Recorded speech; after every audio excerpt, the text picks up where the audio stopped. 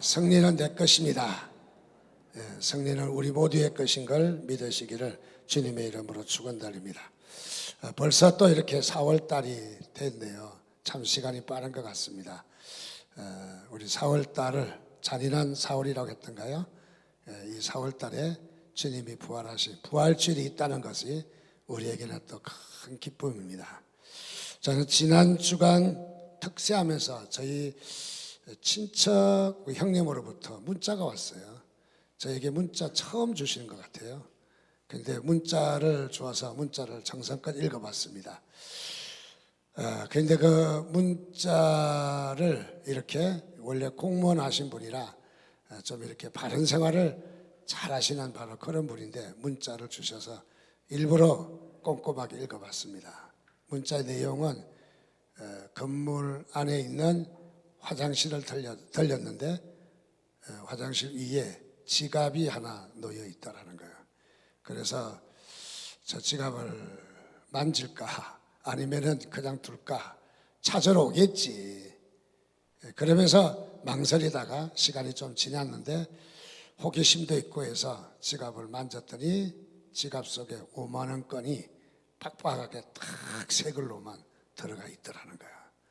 그래서 참 그냥 두기도 아깝고 가져가기도 아깝고 안 되고, 그래서 이 갈등을 느끼다가 고민 끝에 지갑을 파출소에 갖다 주었답니다.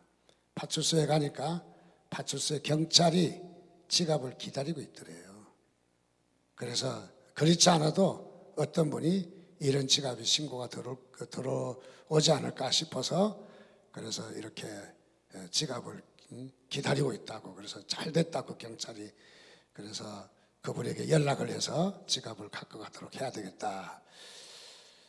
연락을 했더니 얼마나 있어서 나타나는데 하필이면 스님이더래요. 그래서 스님이 돈을 두고 가신 거야. 지갑을 두고 가신 거야. 그래서 스님이 하신 말씀이 너무너무 고맙다고, 너무 감사하다고. 그래서 인사를 받고 이제 헤어지려고 하니까 아니라고, 제가 이 돈은 지금 꼭 써야 되고 나머지 좀 감사를 사례를 하고 싶은데 통장 번호를 달라고 그러더래. 그래서 괜찮다고, 안 주시도 괜찮다고, 당연히 주인 거 찾아드렸는데 뭐 사례까지 제가 뭘 받냐고. 그래서 하도 쫄라서 번호를 적어 주었대요. 그런데 번호를 적어 줬는데 얼마 있다가 돈이 들어왔는데 사례비가 200만 원 들었더래. 아유, 나에게도 왜 그런 일이 없는지 모르겠어요.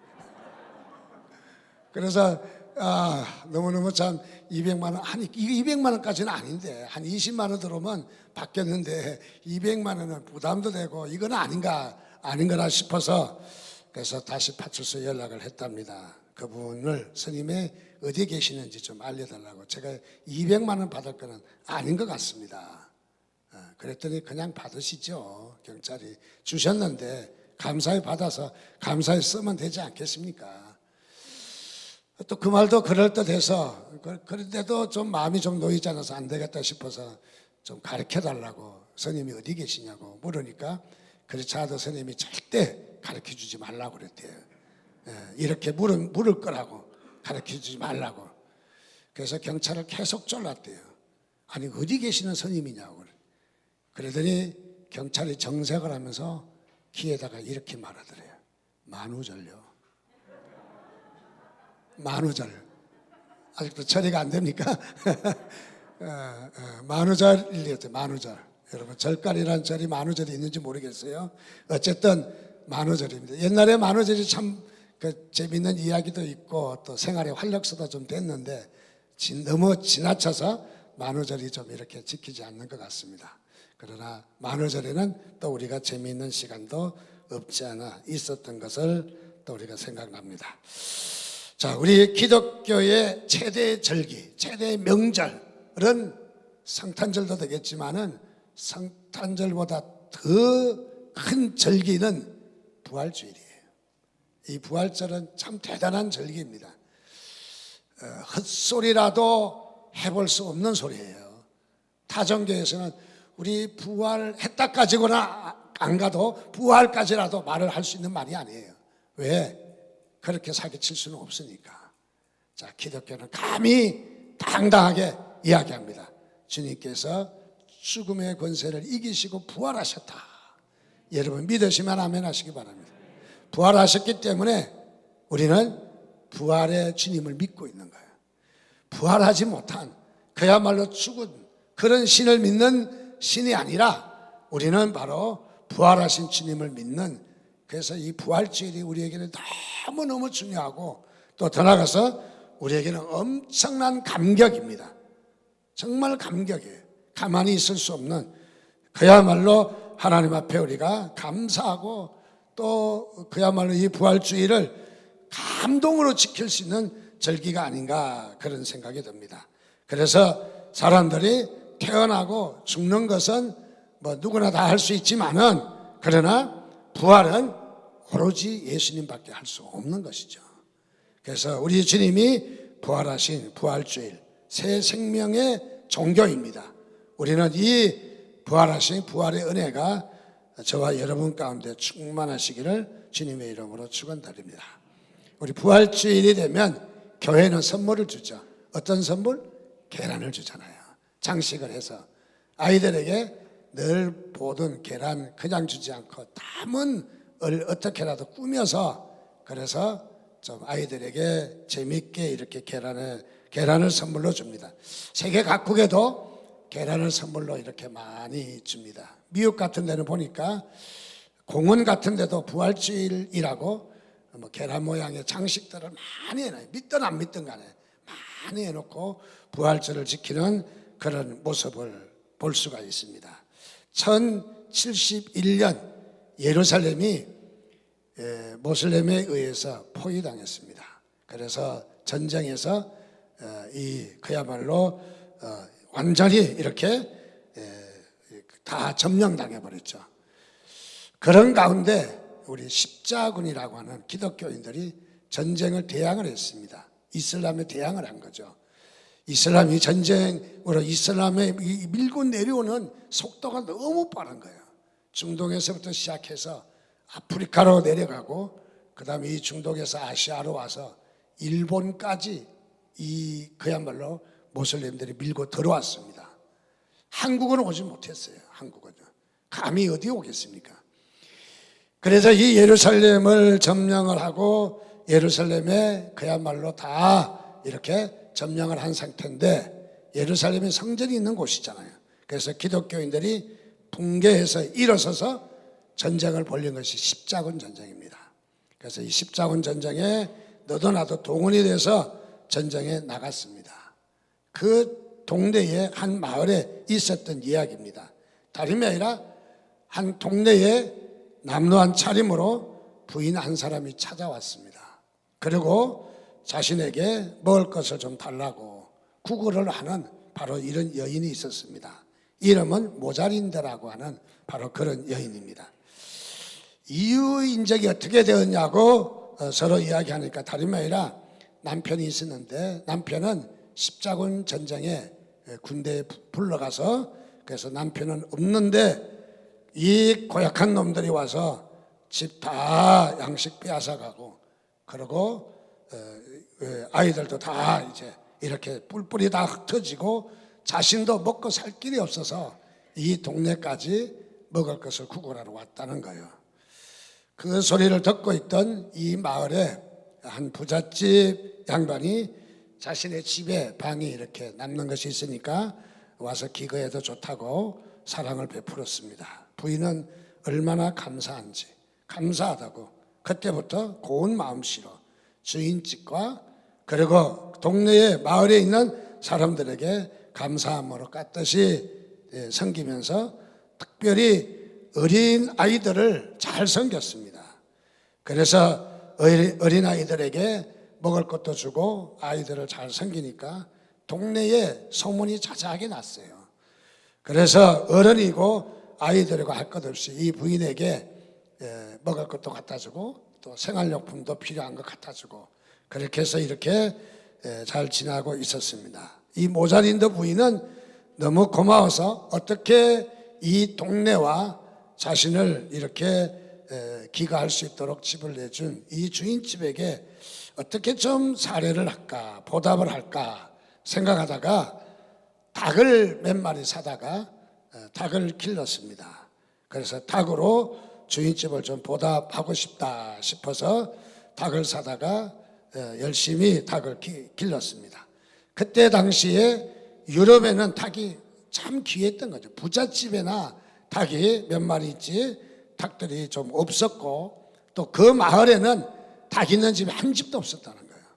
그래서 이렇게 어렵게 사다가 닭 몇 마리를 기르니까 알을 놓고 또 그 알로 부화시켜서 닭의 숫자가 점점 이렇게 불어나게 돼서 계란을 이렇게 얻을 수가 있었던 것입니다.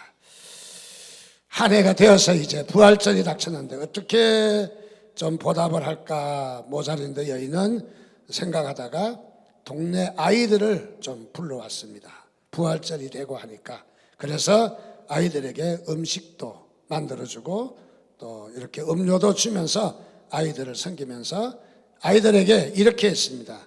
얘들아, 저 뒷동산에 가서 나무마다 그 나무 밑에다 새 둥지 하나씩 만들고 그 둥지에다 자기 이름을 기록해 놓아달라 부탁을 하니까 아이들이 또 장난삼아 가서 열심히 둥지를 만들어서 자기의 이름을 적어서 메모지를 거기다 꽂아두고 그렇게 내려왔습니다.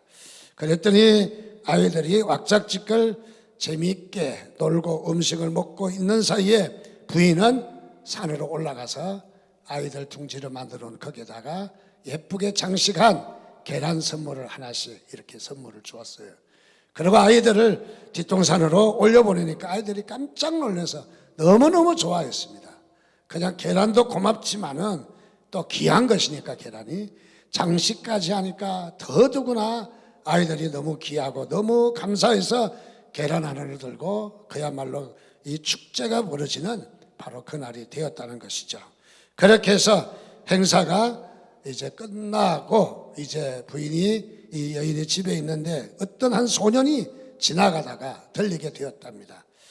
그래서 이 여인 즉슨 그의 어머니가 이렇게 앓고 있는데 속히 어머니에게 가는 길이라 배가 고파서 음식을 좀 얻어먹으러 들어왔다는 거예요. 그래서 이 부인은 이 소년에게 계란 몇 개, 장식한 계란을 몇 개 싸서 들려보냅니다. 이 소년은 길을 떠나서 길을 가고 있는데 한참 길을 가다 보니까 길가에 웬 병사가 쓰러져서 신음하고 있는 겁니다.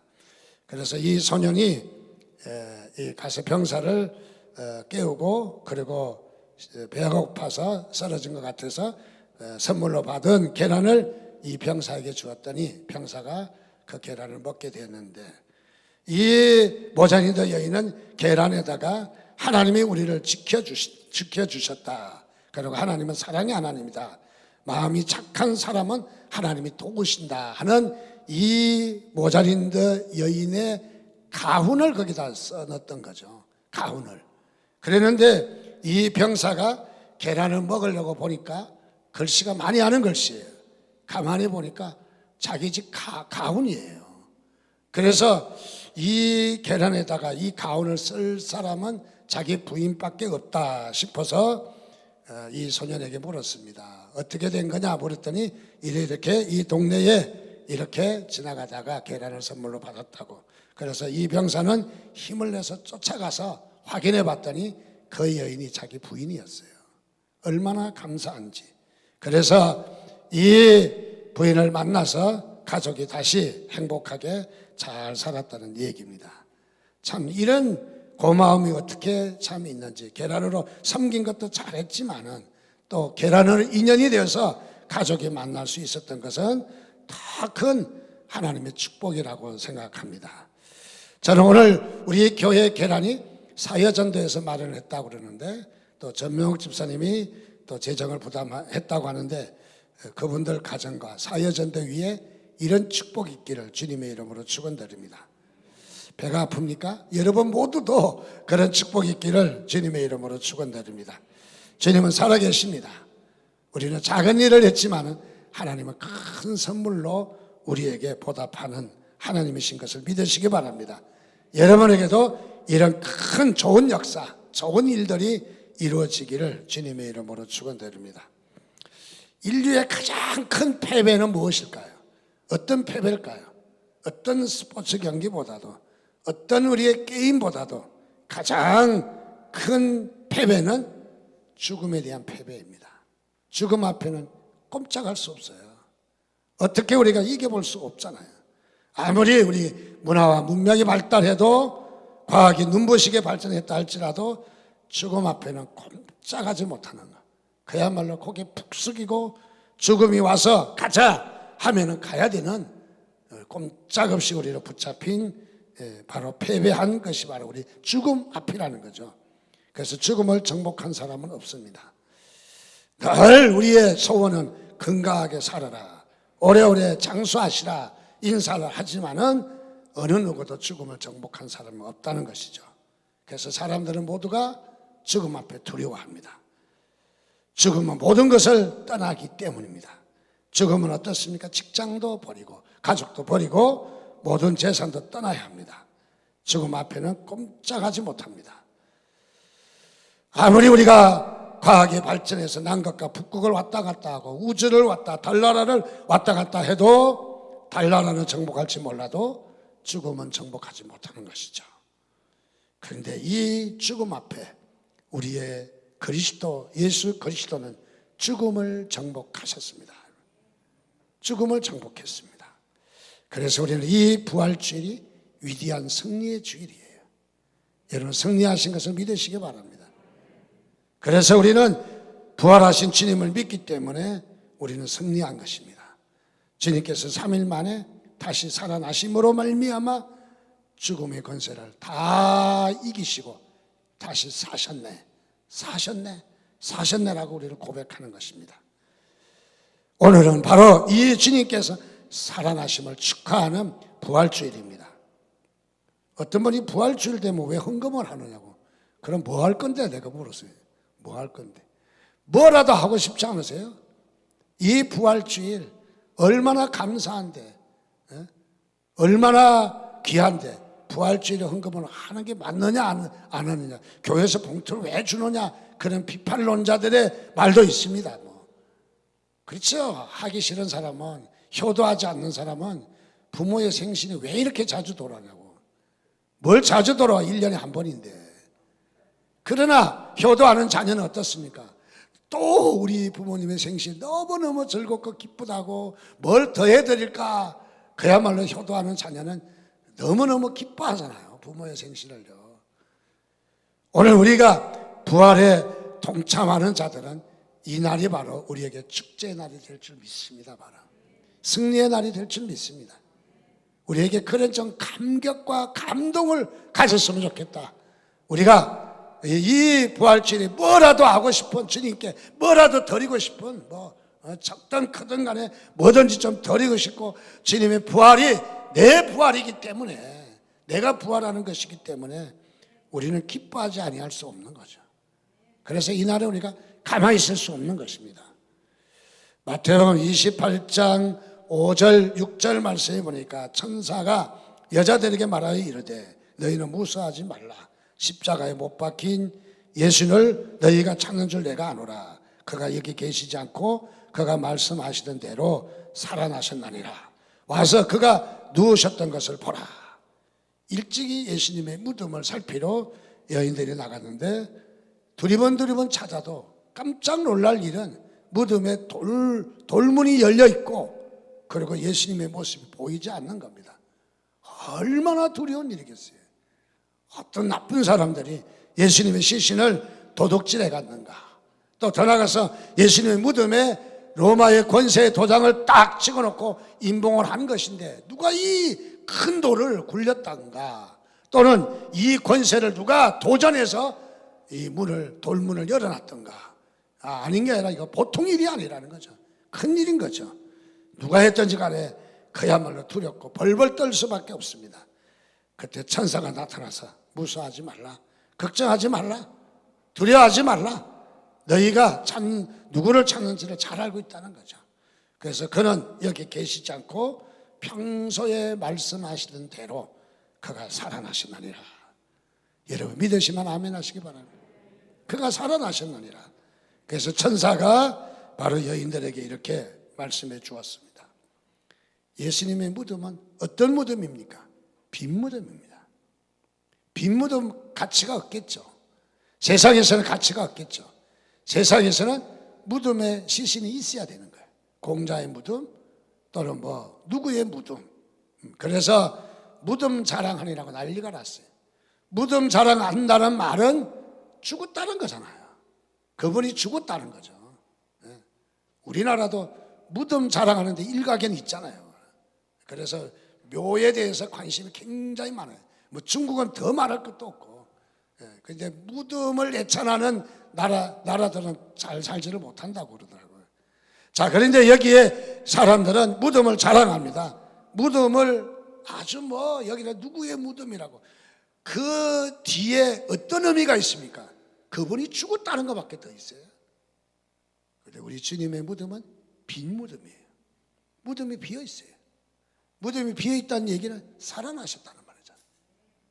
여러분, 빈 무덤, 무덤이 없어서 기독교는 무덤이 없지 않느냐라고 말할지 모르겠지만 예수님이 살아나셨기 때문에 무덤이 필요하지 않아요, 여러분. 빈 무덤이란 자체가 바로 주님께서 살아나셨다는 것을 반증해 주는 엄청난 여기에 메시지가 있는 것입니다. 바로. 자, 그래서 주님께서 살아나셨다는 말은 단순하게 그분만 살으신 것이 아니라는 거죠.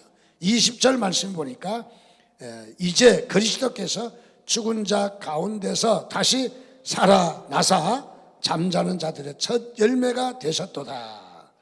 무슨 말입니까? 주님께서 살아나신 것은 그분이 죽으셨다, 살아나신 이것만 이야기하는 것이 아니라는 거죠. 어떤 의미가 있느냐 하면은 그분을 믿는 자도 살아나는 첫 열매로 본인이 살아났다는 거예요. 나무에 열매가 열으면 이게 나무를 심고 나면 대략 한 5년이 지나야 열매를 열거든요. 열매를 열면 다음부터는 이 나무는 열매가 열리는 나무야. 그래서 열매를 구하는 거죠. 주님께서 부활하신 것은 단순하게 자신이 부활하셨다 이것만 말하신 것이 아니라 믿는 자들의 첫 열매로서 부활하셨다는 거예요. 그러니까 믿는 자들도 나와 동일하게 다 부활할 것이다 하는 것을 선언하신 거예요. 그래서 예수님의 부활이 누구의 부활? 내 부활이에요. 우리가 부활하는 것을 믿으시기 바랍니다. 부활할 것을 믿고 이제는 우리가 부활의 신앙을 가져야 돼요. 부활의 신앙. 부활에 우리가 죽음 앞에 벌벌 떨 필요가 없어요. 그래서 우리 기독교인은 어떻습니까? 우리가 죽음 앞에 당당할 수 있는 것, 비록 작게나마 당당할 수 있는 것은 이것은 엄청난 힘이에요. 어디서 이런 힘이 나왔겠어요? 우리는 부활하시기 때문에, 우리는 다시 살아날 것을 믿기 때문에 어떤 죽음 앞에서도 우리는 벌벌 떨지 않는 것이, 그것이 우리에게 주신 큰 권세인 걸 믿으시기 바랍니다. 11장 요한복음 11장 25절 말씀에 보니까 예수께서 이르시되 나는 부활이요 생명이니 나를 믿는 자는 죽어도 살겠고 물어 살아서 나를 믿는 자는 영원히 죽지 아니하리라. 자, 오늘 우리는 죽어도 살고 살아서 믿는 자는 영원히 죽지 않는다. 자, 그래서 우리는 지난 주간에는 주간 고난주일 등으로 우리는 십자가의 의례를 묵상했다면은 이제는 예수님의 고난을 넘어서 필요 없는 것이 아니라 고난이 있어야, 죽음이 있어야 부활이 있는 거니까 그 예수님의 십자가의 죽으심 위에 또 하나의 중요한 우리의 확신은 무엇이냐 하면 죽음의 권세를 이기시고 주님께서 부활하셨다는 거예요. 그래서 이 부활의 역사가 있기를 주님의 이름으로 축원드립니다. 성경에는 어떤 사건이 있을 때마다 그 사건 뒤에 꼭 이렇게 노래가 있어요. 노래. 단순하게 노래만 불렀다는 것은 아니죠. 축제가 있었다는 것이죠. 축제가. 잔치가 있었다는 거죠. 감격이 있었다는 거죠. 감동이 있었다는 거죠. 아담도 섹시 하와를 창조해서 하나님이 아담에게로 데려오니 아담도 깜짝 놀래 뒤집어졌습니다. 그리고 고백을 합니다. 내 뼈 중에 뼈요 살 중에 살이로다. 아무도 아멘 안 해네. 여러분들도 그런 감격 있잖아요. 없어요? 여러분 원수가 되지 않기를 바랍니다. 감격이에요, 감격. 아담이 이렇게 고백했어요. 내 뼈 중에 뼈요, 살 중에 살이로다. 부부는 한 몸이다 했는데 한 몸이라는 걸 넘어서 뼈 중에 뼈고 살 중에 살이라는 거예요. 이렇게 고백하고 하와를 맞이했습니다. 여러분, 하와를.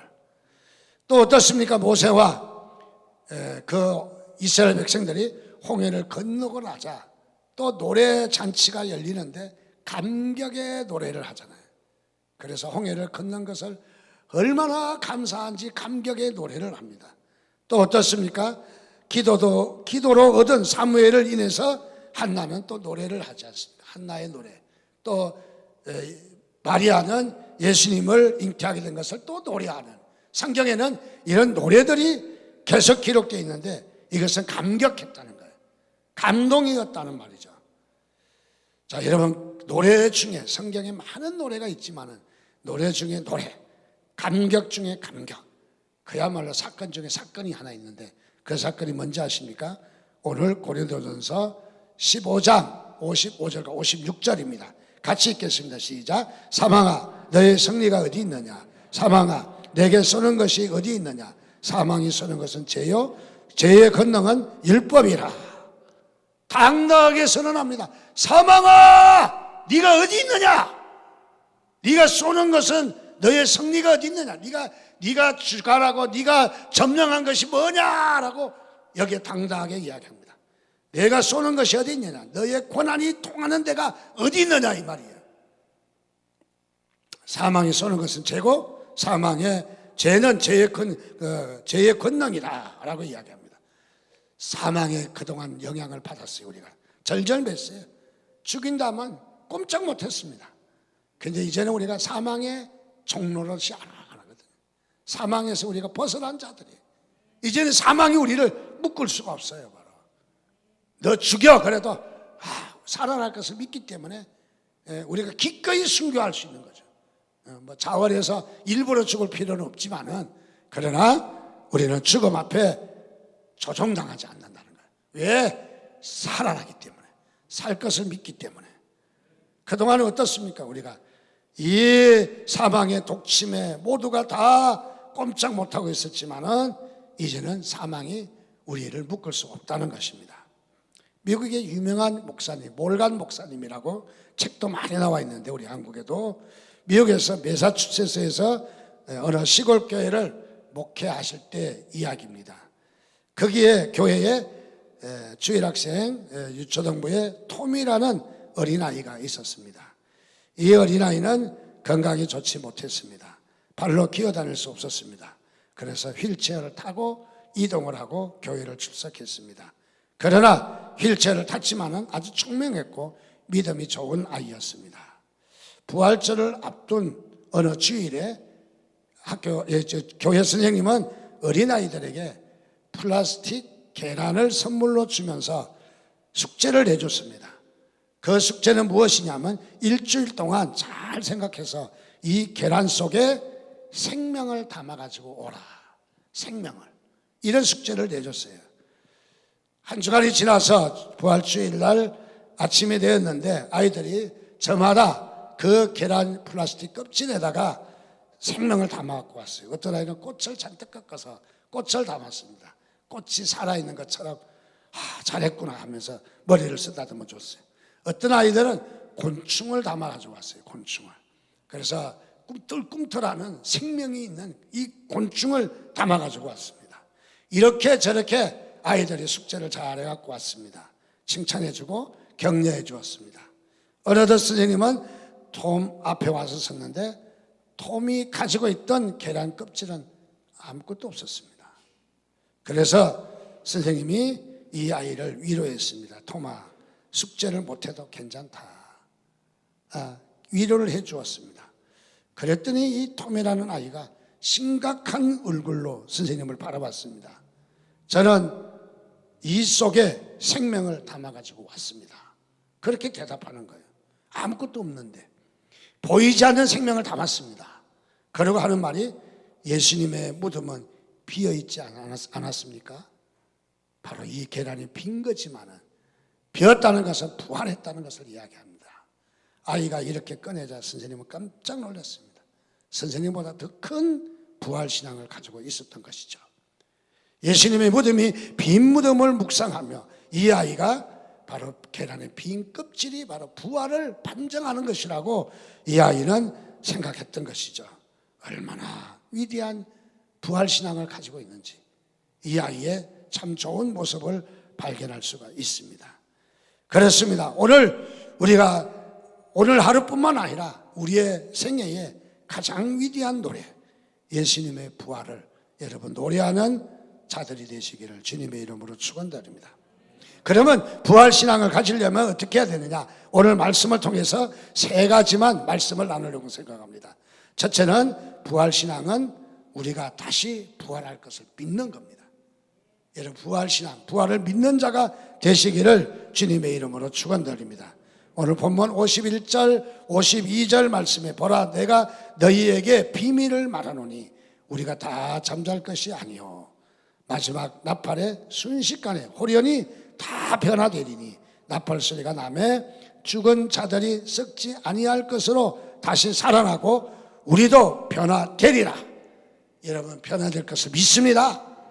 주님께서 다시 오실 때는 성탄절과 같이 아기 예수로 오시는 주님이 아니라 나팔을 빵빠르게 불면서 온 세상을 뒤집어 놓는 이 주님께서 재림하실 때 그때에 바로 주님께서 죽은 자들은 살아나고 부활하고 살아있는 자는 영생으로 들어가는 엄청난 사건이 일어날 것을 믿습니다. 바로 그래서 이제는 우리가 주님만 부활하시는 것이 아니라 내가 부활한다.